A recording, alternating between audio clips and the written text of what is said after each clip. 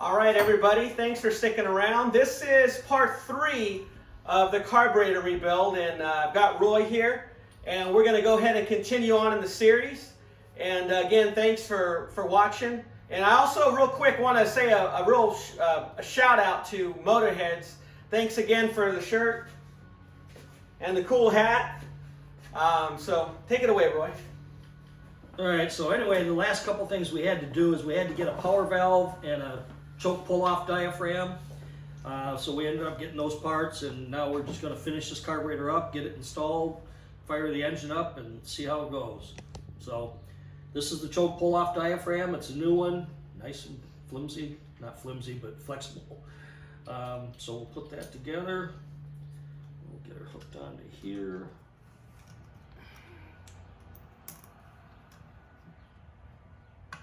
So what does this part specifically do? This diaphragm is what opens up the choke when you start it in the morning. When the engine, after the choke is set, it closes like this. Okay, so when you start it up, we set it up so that it opens up approximately 3/16 of an inch, quarter of an inch. In California, it's really not very important. If it was in colder climates like Michigan or Colorado, you would definitely want it to, open up a little less.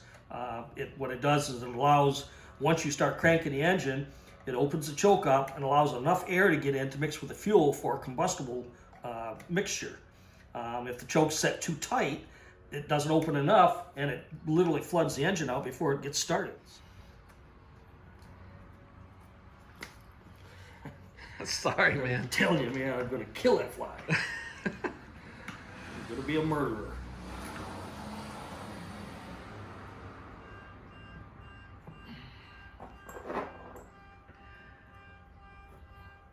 Now I know why they have sound stages.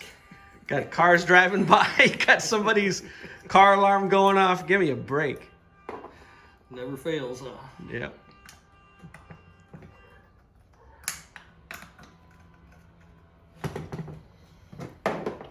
This is the tough one here.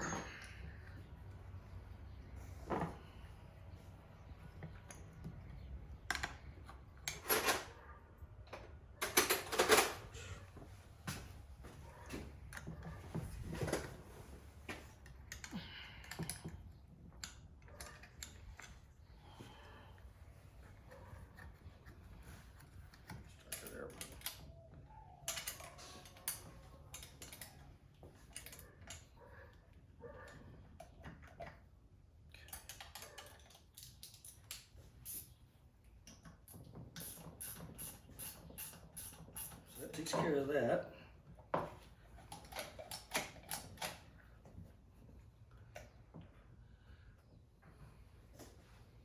That's about perfect right there. Is that vacuum operated? Is that? Mm-hmm. Got Yep. Yep, it's got a vacuum feed. Can't hardly see it, but this area right there. Got it. Okay, that's a vacuum feed from the base of the carburetor. So that's intake vacuum, called manifold vacuum to that. Okay. Next, we're going to do the power valve. If you remember right, the kit came with a power valve like this, and this is the one that needs to be in it because the cover isn't deep enough for this. This is more of a performance power valve. So we could have gotten a cover for it, but in this situation, we're just keeping it simple.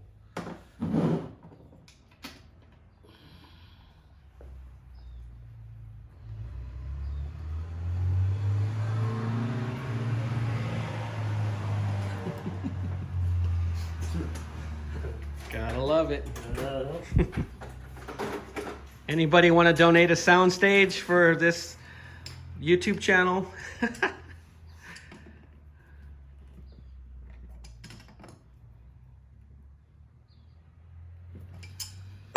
Okay, so that takes care of that.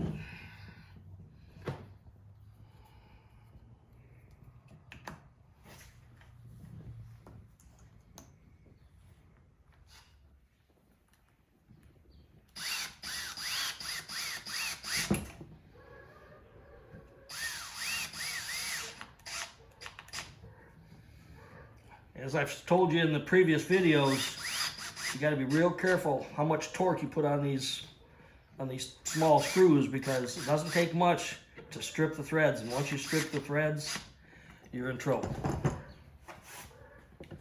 Okay.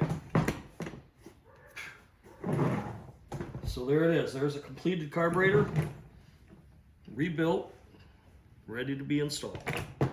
Very nice. Awesome. Well, let's get this thing slapped on the car.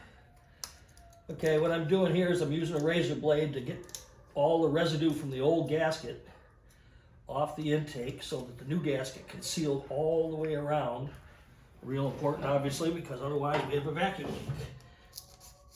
That defeats the purpose of rebuilding the carburetor.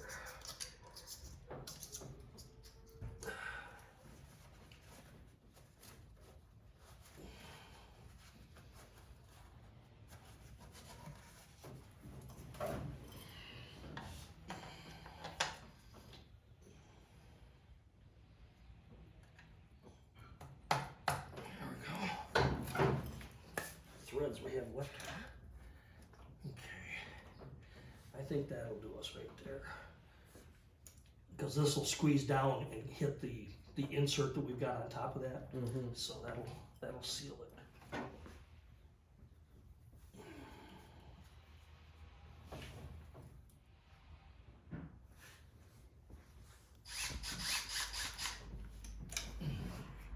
If you're any kind of a mechanic at all, you can start a nut or a bolt with just your fingers, not even looking at it. That's what I'm being forced to do right now. Okay. I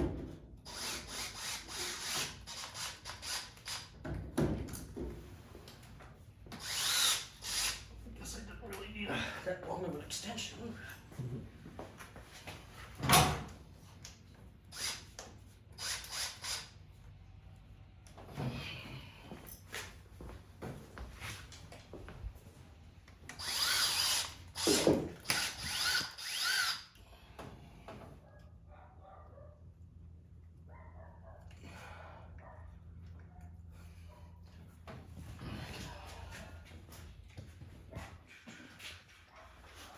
The solenoid I'm bolting on here now is called an idle stop solenoid. It was designed that when you turn the key on, it extends the throttle, okay? When you accelerate, the throttle will hit this and it slows the throttle down so that the throttle doesn't come to a full stop. In other words, it'll stall the engine. So that's what it was designed to do. Most of the time they don't work, but we'll see if this one works when we get done. This is the one time where being a lefty really helps.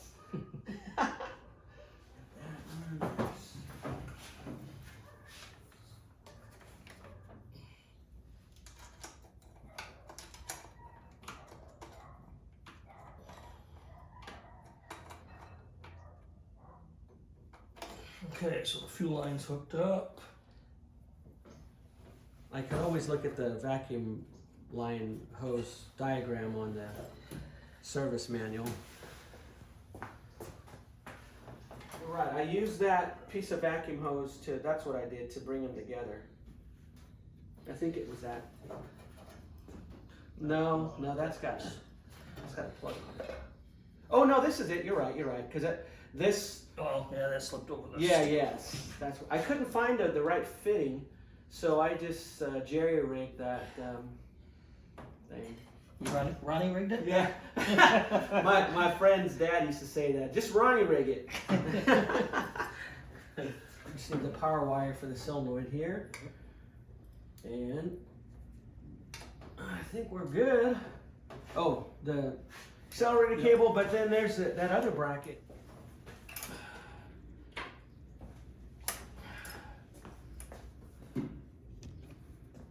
Yep, and you see that there's like this, I think it's a kick down right here. Yeah. And then that's what I have. That's what this is for right here. So that's one good thing about documenting this is I've already done it a few times is I'll go back and I'll look at some of the videos that I've already filmed to kind of see how things went together. All right, we watched the video and we got it put on. Roy, you want to explain how that kickdown works? Okay, so right now it's not adjusted, but basically what this detent does is it's free floating, okay? So it's not, again, it's not adjusted yet, but what happens is when you get to about half throttle, it would pull that detent, that rod, towards the front of the car, which triggers a valve in the valve body that shifts it from, let's say you're in third gear, from third gear to second. If you're in second gear, it will shift, but you got to be at a certain RPM, below a certain RPM before it would actually, or above a certain low RPM before it would actually trigger it. Okay, so anyway, that's what this does. It's just what we call a kick down lever for like passing gear. A lot of people call it passing gear. So that'll need to be adjusted as we're test driving it, right? Yes, correct. Cool. All right. Well, are we ready to start this thing? Yeah, I think so. All right. If I've got everything set up the way it should be, I don't do anything as far as punching, hitting the gas pedal when I'm trying to start it, okay? So what we're doing is two things. We're letting fuel get into the carburetor. We're making sure the fuel level's right. At the same time, the choke will start opening, and when it starts opening, then it lets air in. Then the car should start up and be on fast idle. Okay, so it warms up. Okay, so that's what we do. We crank it over and let it start by itself without pumping the gas or anything. Okay, so let's go ahead and let's crank her over and see what happens. Now fire it up. Uh-oh. That's weird. Man, I hope my battery's not dead. It's not. But it's not dead because the You know what? fuel pump's working. Do you think because I have all the gauges out and stuff? No. Everything's unplugged, but I don't see how that would affect anything. These are all... Right. Okay. Yeah. Well, I might have to stick the gauges back in real fast. All right, so it looks like I'm putting the gauges in now. So as I've shown in another video, I did pick up another set of gauges, something that it's in a lot better shape. The color and everything looks really good on here. So I'm going to go ahead and slap these gauges in real quick, and let's see if that solves the issue with the starting. Okay, so I put the new gauge set in. Again, this is temporary because I was actually wanting to put a new lens on it. I saw that somebody's selling some reproductions. In order to complete the circuit, we needed to hook the gauges up because we just tried it right now and it turned over. So let's get this thing started.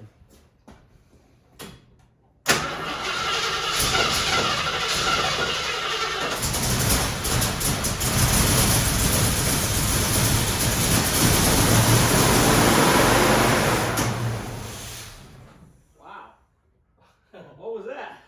Throttle return spring. Where's the throttle return spring? Oh! I just realized as soon as I start up, I'm going, uh-oh, we got a problem. Oh, man. I got that thing. Let me find it.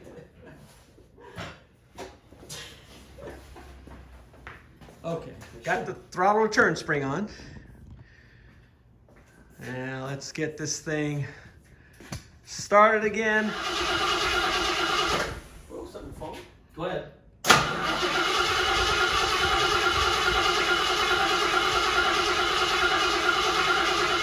I'm going to prop the choke open just because of what happened. Okay. Stick a screwdriver in there or something. Something, yeah. Okay.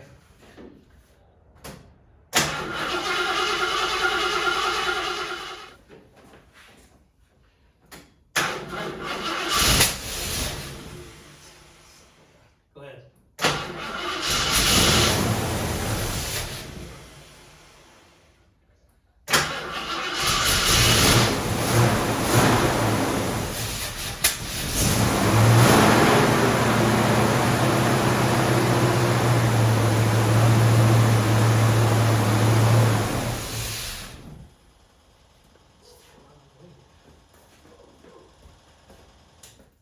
It's running lean. Mm-hmm. So the idle circuit, for some reason, don't seem to be working.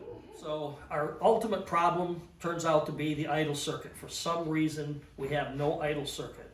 As soon as you raise the RPMs up and keep the RPMs up, the engine will run. This carburetor soaked for probably four days at least. So there should be no issues inside the idle circuit, but for some reason there is. The idle mixture screws don't make a difference.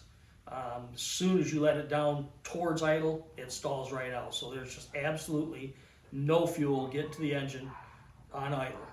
So I'm gonna have to pull the carburetor back off and pull the top off and pull the jets out and the mixture screws and put some brake clean through them and air through them and see if I can figure out why it's not getting fuel at idle. Somewhere there's an issue, and I just can't believe that there's an issue. So that's where we're at this point.